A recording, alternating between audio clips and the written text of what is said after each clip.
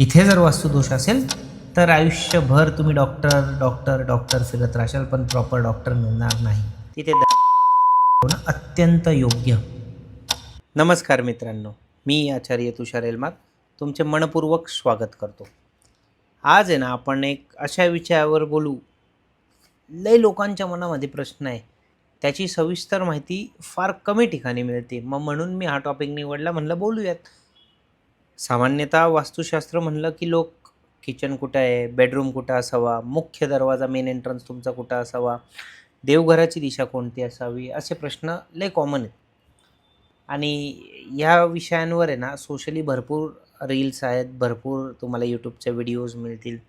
पण असे काही विषय आहेत की जे डेली रुटीनमध्ये आपल्याशी रिलेटेड आहेत, पण ते अजूनही मीडियावर डिस्कस केलेले नाही आहेत. त्याच्यापैकी एक इम्पॉर्टंट ॲस्पेक्ट म्हणजे आपल्या घरातली औषधं कुठं असावी. आजकाल जवळपास प्रत्येक घरात काही ना काही औषधं आहेत. आपली लाईफस्टाईलमध्ये जो काही चेंज झालेला आहे, पोल्युशन क्रिएट केलेलं आहे, स्ट्रेस एन्व्हायरमेंट आहे आपल्या अवतीभोवती. आजकालचे आपलं जे डेली रुटीन जे आहे, तुम्हाला तर माहितीच आहे, पूर्वी 7-8 वाजता झोपायचे, आज आपण 2 आणि 3 वाजता झोपतो रात्रीचा. हेल्थचे ओव्हरऑल ज्या समस्या आहे, यामध्ये औषधांचा फार जास्त वापर वाढला आहे. मग ॲट ॲक्च्युअल पॉईंट असा आहे, वास्तुशास्त्रानुसार औषध ठेवण्याचं योग्य ठिकाण कुठलं, एक एक करून समजवतो. औषध जर उत्तर दिशेला ठेवलं तर ते औषध शरीरामध्ये कफासंबंधित समस्या निर्माण करतं. म्हणजेच मायग्रेन, सायनस ह्या गोष्टी इझिली होतात जर औषध तुम्ही उत्तर दिशेला ठेवत असेल तर. माणूस विनाकारण औषध घ्यायला सुरू करतो. काही लोक असतात ना, की डोकं दुखलं की घे गोळ्या.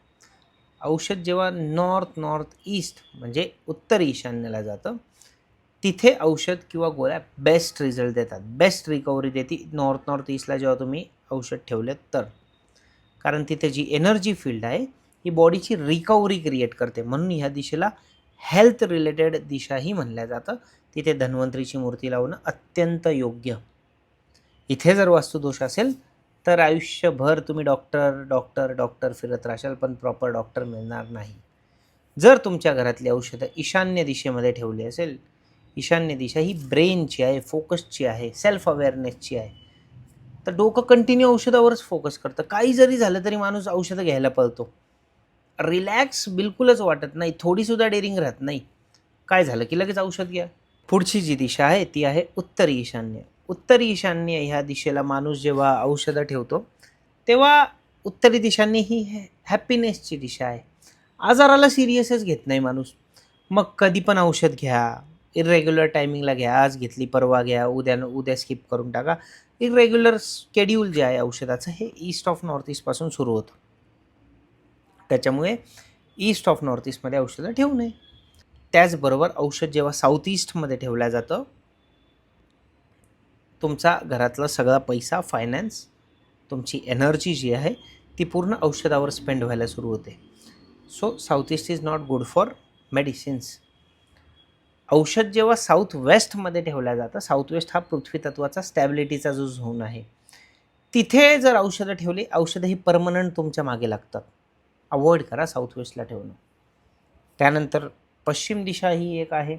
आता पश्चिम दिशेचे ॲक्च्युअल गुण काय आहेत माहिती का? पश्चिम दिशेत ज्या गोष्टी तुम्ही ठेवशाल त्या वाढत जातं. मग जर पश्चिम दिशेमध्ये जर तुम्ही औषधं ठेवत असाल, तेच औषधं तुमचे कंटिन्यू वाढत जातील. पश्चिम दिशेत कोणीही औषध ठेवता कामा नये. पश्चिम दिशा लॉकरची दिशा आहे, औषधाची दिशा नाही आहे. 2 एकदम निगेटिव्ह झोन आहे, ॲक्च्युअल 3 आहेत. ईस्ट ऑफ साऊथ ईस्ट पूर्वी आग्नेय कोण, दुसरा साऊथ ऑफ साऊथ वेस्ट म्हणजे दक्षिणी नैऋत्य कोण, आणि तिसरा वेस्ट ऑफ नॉर्थ वेस्ट पश्चिमी वायव्य कोण. इथे जर औषधं ठेवली, एक दिवससुद्धा त्या औषधाचा गुण नाही लागणार.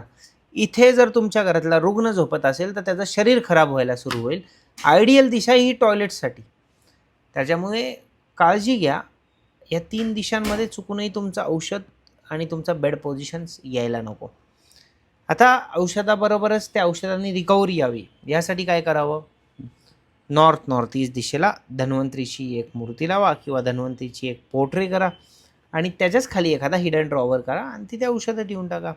बरीच लोक म्हणतील की सर, आमचा नॉर्थ ईस्ट म्हणजे उत्तर ईशान्य जी दिशा आहे, तिथे एंट्री आला आहे, तिथे टॉयलेट आला आहे, तिथे किचन आला आहे. सरळ छोट्यातला छोटा हिडन ड्रॉवर तिथे करून टाकायचं. औषध ठेवायला काय लय मोठी गोष्ट नाही आहे औषध ठेवायचं. एक छोटासा बॉक्स ठेवायचा, त्या बॉक्समध्ये घरातल्या सगळ्या मेंबरची औषध ठेवायची, तुमचे मेडिकल प्रिस्क्रिप्शन पण तिथे ठेवायचे आणि कन्सल्टिंग डॉक्टरचे पेपर्स पण तिथे ठेवायचे. You will get 100% result. आता रिझल्ट कुठल्या स्वरूपात येतो? ज्याचा रोग बरा होत नाही त्याला चांगला डॉक्टर मिळायला सुरू होईल. जो हेल्थ कॉन्शियस नव्हता त्याच्यामध्ये अशी भावना निर्माण येईल की यार मी हेल्थ मेंटेन ठेवतो आता. अशा पद्धतीत रिझल्ट. ही कुठलीच जादू नाही आहे. ढगातनं काही पडणार नाही आहे. ढगातनं पडायचं म्हणजे कुठलं काय नाईन्थ वंडर नाही आहे ह्या जगामध्ये. ह्या जगामध्ये ॲट ॲक्च्युअल जेव्हा तुम्ही तुमच्या घरामध्ये एखादे चिन्ह कुठल्या कोपऱ्यात लावता, तर तो झोन ज्या गोष्टींसोबत रिलेटेड आहे तो अंतर्मनावर कोरला जातो आणि मग अंतर्मन कर्म करण्याला प्रवृत्त करतं. तुमचे 5 ज्ञानेंद्रिय कर्म करतात आणि मग कर्मातनं रिझल्ट येतो. आज जो हा टॉपिक तुमचा झाला, औषधं तुमची काळजीपूर्वक ठेवा आणि ज्यांना बरं वाटत नसेल, ज्यांना आजार झाले असेल, गेट वेल सून इथे औषध ठेवून पुरेपूर या झोनचा फायदा घ्या. धन्यवाद.